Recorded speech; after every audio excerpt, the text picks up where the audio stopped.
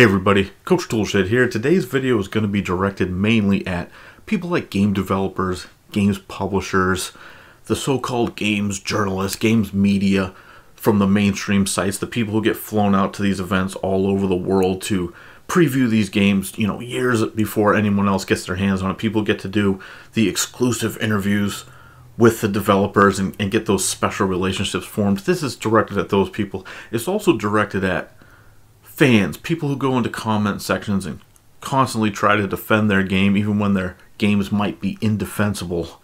People who comment on social media, whether it be here on YouTube or Twitch or Twitter or Facebook. It doesn't matter where you're leaving your comments or where you're engaged socially. This video is directed at people like that.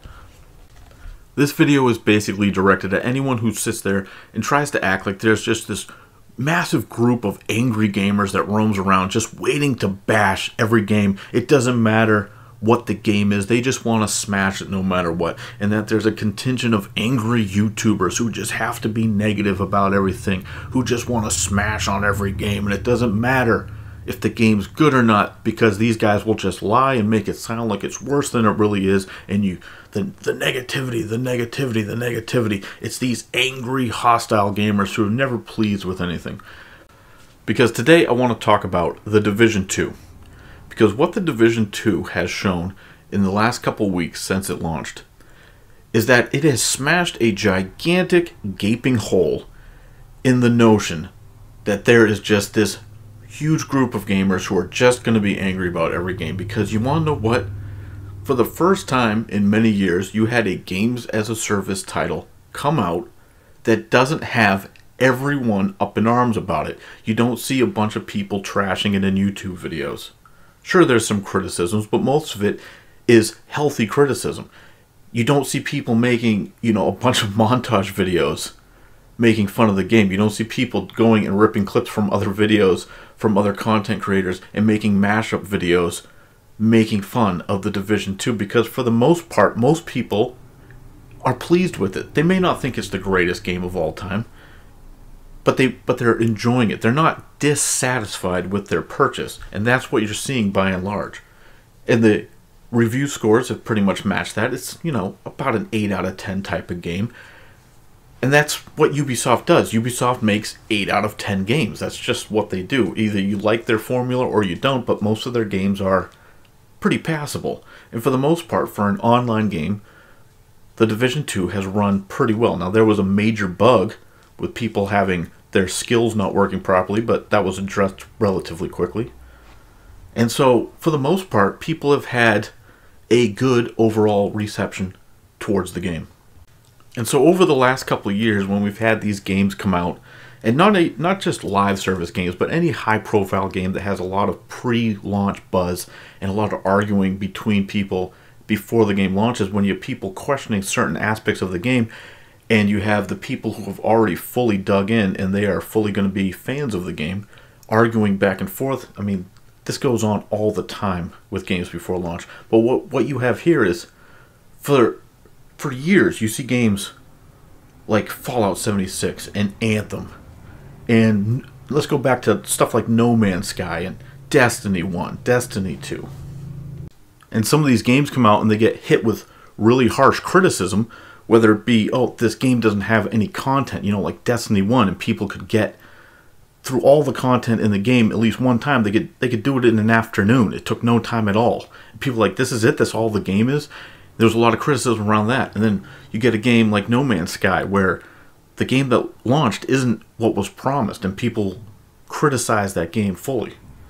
Then you get games like Fallout 76, which just launched in a disaster sort of state with many broken features, systems that just were poorly thought out, and people criticize that. Of course, we all remember that just from last year.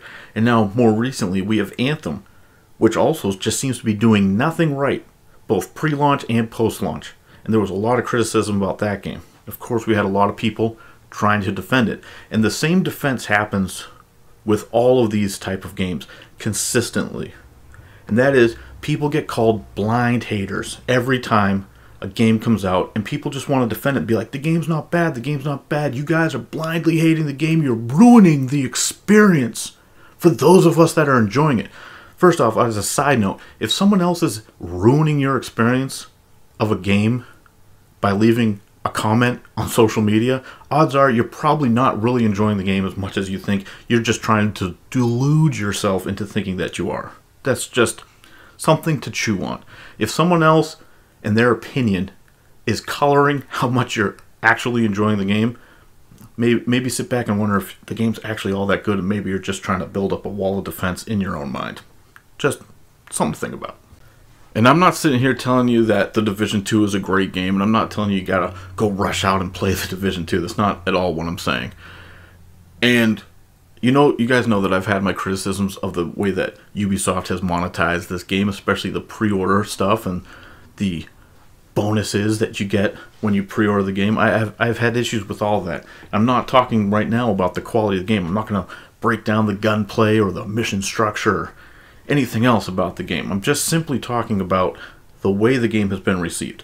Now, I know there's been a lot of hyperbole. Well, at least I feel it's hyperbole. A lot of YouTube videos saying, "The Division here is here to show the industry how it's done." Well, there's some truth to that, but I fear if you're going to go down that road and say stuff like that, you're going to let people think that this is as good as it gets. And I don't think The Division 2 is as good as it gets. I think what you have here is a game that does what it should have done and what a lot of these games should have done to start with. It provides you with enough content that you're not going to blow through it in a weekend. It provides you with an end game that has some semblance of thought put into it with progression, aside from simply, let's give these enemies 3,000 times the amount of health that they had on normal mode. Like, that's what, it doesn't take much. It gives you some PvP that people actually want to get in and play, that isn't just janky and broken beyond all recognition like some other games. Fallout 76. And while I'm not going to sit here and try to tell you that this is some amazing, groundbreaking game, what I am going to say is it does just enough that it keeps people pleased with their purchase, which so many of these other games failed to do. And what you see is the reception here. I know I just said that you see a lot of videos saying this is how it should be done. Well, what I'm saying is this is an example for the industry. Maybe not how it should be done, but this is an example for the industry showing that if you do at least make a decent game that has a decent amount of content and has some thought put into the game systems, and if you listen to some feedback from the fans while you're making the game, if you make some tweaks during the beta process that keeps people happy, like they did with The Division 2, then what you'll have is a launch that isn't going to be getting hammered with negative videos. You're not going to be getting a bunch of angry Reddit comments and comments all over social media that you're going to have to quickly have your people go out and try to delete or argue with or whatever. We all know the dirty tactics people try to use to cover up negativity, but that's not what I'm talking about. What I'm talking about here is an example of Ubisoft. Whether you like them or not, they released a game that, by and large, the people who bought it are not dissatisfied with the product. And that's all you really have to do. Gamers are very vocal. We make it very clear to you guys making the games, the developers and the publishers. We tell you what we want. And very rarely do you guys actually deliver. You want to give us what you want. And here you have situation where they listen to the people just a little bit and they launched a game that isn't getting hammered with backlash. There's not a hate hype train. And I try to say this about other games like Fallout 76. I made a big video about that. How it isn't a hate hype train when there's legitimate problems to criticize, when there's obvious flaws with the game, whether it be technical or structural or gameplay wise or anything else about it. If there's an obvious flaw, if there's obvious criticisms to make about a game, that isn't just blind hate. And so often over the last few years with all these types of games, that's what people who criticize the game get blamed with. You're a blind hater. You don't know what you're talking about. You haven't played the game. On and on down the line. The arguments get so old. And so finally, it's nice to see, like I said, I'm not saying The Division 2 is the end-all, be-all of looter shooters. I certainly don't think it is. They still have a long way to go. But it is a game that is reasonably polished, that runs reasonably well, that looks reasonably good, and that has a decent amount of content that is keeping people engaged, at least for a few weeks here, unlike so many of these other games. And the next time Ubisoft goes to release a game like this, they're not going to have a bunch of people being like, oh, remember that last game you guys came up with? Like we just saw with Anthem, with Mass Effect Andromeda. You couldn't have a conversation about Anthem without someone bringing up Mass Effect Andromeda and the failure that was.